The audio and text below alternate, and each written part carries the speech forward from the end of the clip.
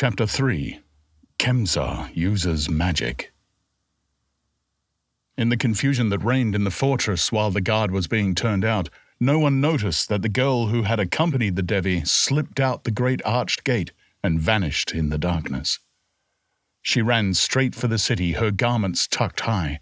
She did not follow the open road, but cut straight through fields and over slopes, avoiding fences and leaping irrigation ditches as surely as if it were broad daylight, and as easily as if she were a trained runner. The hoof drum of the guardsman had faded away up the hill before she reached the city wall. She did not go to the great gate, beneath whose arch men leaned on spears and craned their necks into the darkness, discussing the unwanted activity about the fortress.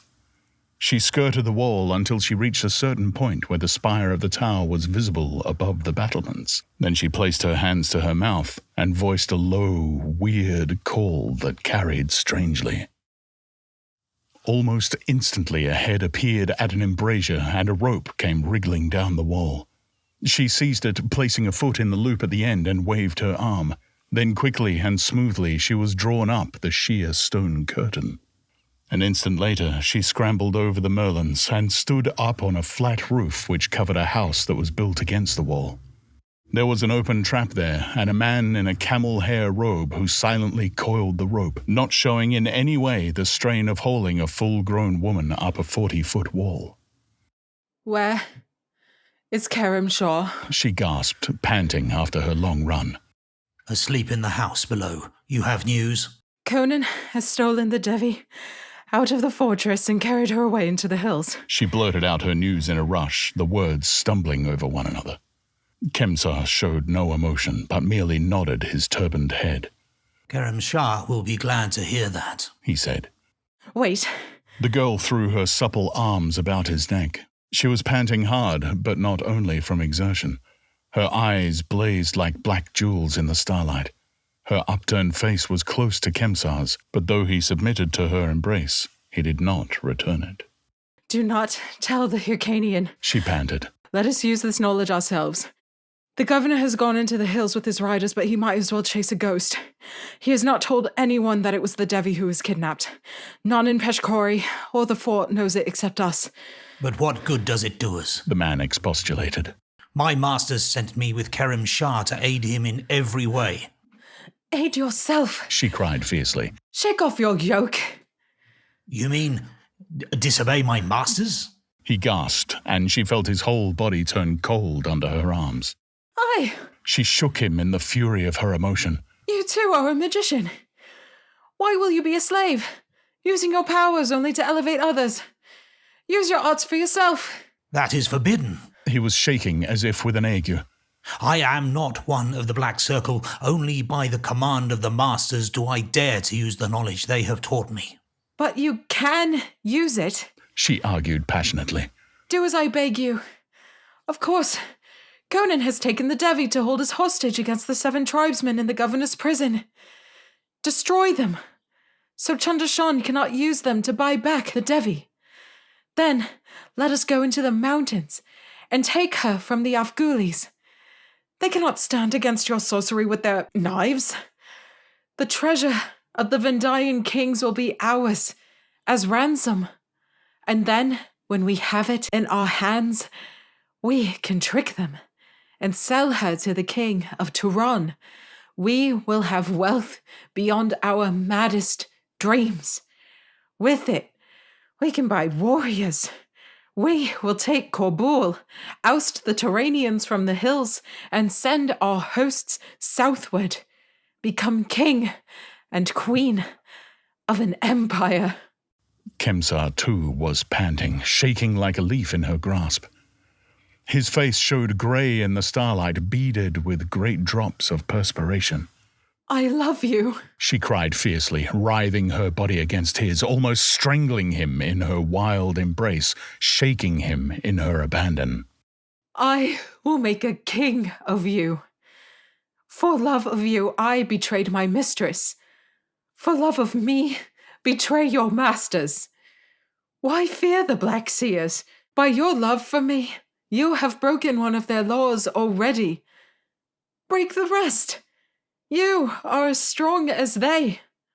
A man of ice could not have withstood the searing heat of her passion and fury. With an inarticulate cry, he crushed her to him, bending her backwards and showering gasping kisses on her eyes, face, and lips. I'll do it. His voice was thick with labouring emotions. He staggered like a drunken man. The arts they have taught me shall work for me, not for my masters. We shall be rulers of the world. Of the world. Come then. Twisting lively out of his embrace, she seized his hand and led him towards the trapdoor. First we must make sure that the governor does not exchange those 7 Afghulis for the Devi. He moved like a man in a daze until they had descended a ladder, and she paused in the chamber below. Kerim Shah lay on a couch motionless, an arm across his face as though to shield his sleeping eyes from the soft light of a brass lamp. She plucked Kemsa's arm and made a quick gesture across her own throat. Kemsa lifted his hand. Then his expression changed, and he drew away. I have eaten his salt, he muttered. Besides, he cannot interfere with us. He led the girl through a door that opened on a winding stair. After their soft tread had faded into silence, the man on the couch sat up. Kerim Shah wiped the sweat from his face. A knife thrust he did not dread, but he feared Kemsa as a man fears a poisonous reptile. People who plot on roofs should remember to lower their voices, he muttered. But as Kemsa has turned against his masters, and he was my only point of contact between them, I can count on their aid no longer. From now on, I play the game in my own way. Rising to his feet, he went quickly to a table, drew pen and parchment from his girdle, and scribbled a few succinct lines. To Khosrow Khan, governor of Secunderam, the Cimmerian Conan has carried the Devi Yasmina to the villages of Afghulis. It is an opportunity to get the Devi into our hands, as the king has so long desired. Send 3,000 horsemen at once. I will meet them in the valley of Gurasha with native guides. And he signed it with a name that was not in the least like Kerim Shah. Then from a golden cage he drew forth a carrier pigeon, to whose leg he made fast the parchment, rolled into a tiny cylinder and secured with gold wire. Then he went quickly to a casement and tossed the bird into the night. It wavered on fluttering wings, balanced, and was gone like a flitting shadow. Catching up helmet, sword, and cloak, Kerim Shah hurried out of the chamber and down the winding stair. The prison quarters of Peshkari were separated from the rest of the city by a massive wall, in which was set a single iron-bound door under an arch. Over the arch burned a lurid red cresset, and beside the door squatted a warrior with spear and shield. This warrior, leaning on his spear and yawning from time to time, started suddenly to his feet. He had not thought he had dozed, but a man was standing before him, a man he had not heard approach. The man wore a camel-hair robe and a green turban. In the flickering light of the cresset, his features were shadowy, but a pair of lambent eyes shone surprisingly in the lurid glow. "Who comes?" demanded the warrior, presenting his spear.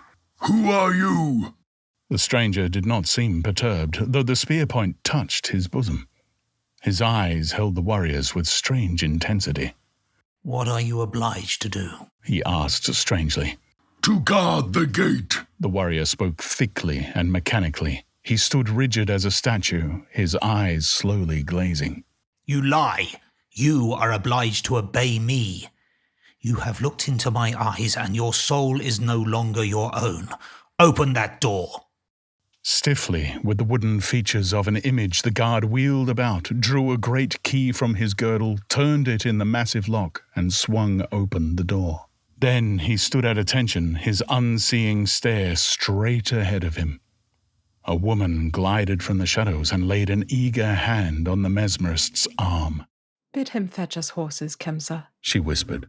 No need of that, answered the Rakshar. Lifting his voice slightly, he spoke to the guardsman. I have no more use for you. Kill yourself. Like a man in a trance, the warrior thrust the butt of his spear against the base of the wall and placed the keen head against his body just below the ribs. Then slowly, stolidly, he leaned against it with all his might, so that it transfixed his body and came out between his shoulders. Sliding down the shaft he lay still, the spear jutting above him its full length like a horrible stalk growing out of his back. The girl stared down at him in morbid fascination until Khemsa took her arm and led her through the gate. Torches lighted a narrow space between the outer wall and a lower inner one, in which were arched doors at regular intervals. A warrior paced this enclosure, and when the gate opened he came sauntering up, so secure in his knowledge of the prison's strength that he was not suspicious until Khemsa and the girl emerged from the archway. Then it was too late. The Rakshar did not waste time in hypnotism, though his actions savoured of magic to the girl. The guard lowered his spear threateningly, opening his mouth to shout an alarm that would bring spearmen swarming out of the guard rooms at either end of the alleyway. Khemsa flicked the spear aside with his left hand as a man might flick a straw, and his right flashed out and back, seeming gently to caress the warrior's neck in passing. And the guard pitched on his face without a sound, his head lolling on a broken neck. Khemsa did not glance at him, but went straight to one of the arched doors and placed his open hand against the heavy bronze lock. With a rending shudder, the portal buckled inward. As the girl followed him through, she saw that the thick teakwood hung in splinters. The bronze bolts were bent and twisted from their sockets, and the great hinges broken and disjointed. 1,000-pound battering ram with 40 men to swing it could have shattered the barrier no more completely. Khemsa was drunk with freedom and the exercise of his power, glorying in his might and flinging his strength about as a young giant exercises his thews with unnecessary vigor in the exultant pride of his prowess. The broken door led them into a small courtyard lit by a cresset. Opposite the door was a wide grille of iron bars. A hairy hand was visible, gripping one of these bars, and in the darkness behind them glimmered the whites of eyes. Khemsa stood silent for a space, gazing into the shadows from which those glimmering eyes gave back his stare with burning intensity. Then his hand went into his robe and came out again, and from his opening fingers a shimmering feather of sparkling dust sifted to the flags. Instantly a flare of green fire lighted the enclosure. In the brief glare, the forms of 7 men standing motionless behind the bars were limned in vivid detail. Tall, hairy men in ragged hillman's garments. They did not speak, but in their eyes blazed the fear of death, and their hairy fingers gripped the bars. The fire died out, but the glow remained, a quivering ball of lambent green that pulsed and shimmered on the flags before Khemsa's feet. The wide gaze of the tribesmen were fixed upon it. It wavered, elongated. It turned into a luminous green smoke spiraling upward. It twisted and writhed like a great shadowy serpent, then broadened and billowed out in shining folds and whirls. It grew to a cloud, moving silently over the flags, straight towards the grill. The men watched its coming with dilated eyes. The bars quivered with the grip of their desperate fingers. Bearded lips parted, but no sound came forth. The green cloud rolled on the bars and blotted them from sight. Like a fog, it oozed through the grill and hid the men within. From the enveloping folds came a strangled gasp as of a man plunged suddenly under the surface of water. That was all. Khemsa touched the girl's arm as she stood with parted lips and dilated eyes. Mechanically, she turned away with him, looking back over her shoulder. Already the mist was thinning. Close to the bars, she saw a pair of sandaled feet, the toes turned upward. She glimpsed the indistinct outlines of 7 still prostrate shapes. And now for a steed swifter than the fastest horse ever bred in a mortal stable, Khemsa was saying. We will be in Afghanistan before dawn.